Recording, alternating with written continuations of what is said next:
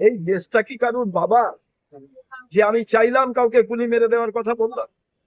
আবার যারা শাসক দল সেই বিজেপি মুখপাত্র তিনি বলছেন রাহুল গান্ধীকে গুলি করে দেবেন। এ অরাজকতা কি শুরু হয়ে গেল যে কেউ হাতে আইন নিয়ে নিতে পারে? কেন এখনো পর্যন্ত এই মুখপাত্র গ্রেপ্তার হলো না?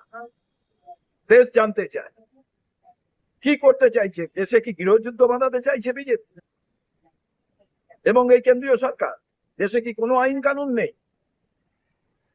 যত আক্রোশ রাহুল গান্ধীর ওপরে, যে মানুষটা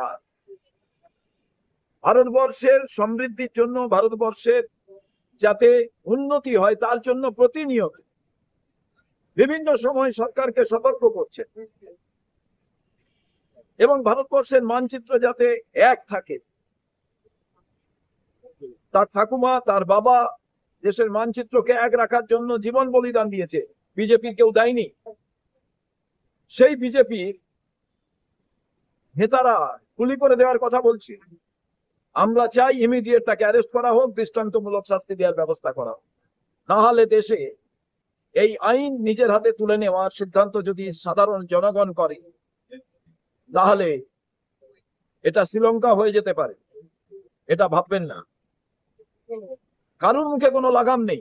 আনপার্লামেন্টারি কথা বলে যাবে আপনাদের নেতারা, আপনাদের সাংসদরা, আপনাদের মুখপাত্ররা, আর সাধারণ দেশের মানুষ চুপ করে শুনবে। ইমিডিয়েটলি এই কালপিটকে গ্রেপ্তার করা উচিত, যাতে আর অন্য কোনো মানুষ, বিজেপির অন্য কোনো নেতা, যে কেউ রাজনীতিতে যারা আছে, তারা যাতে কোনো অসংসদীয় কথা না বলতে পারে। নমস্কার।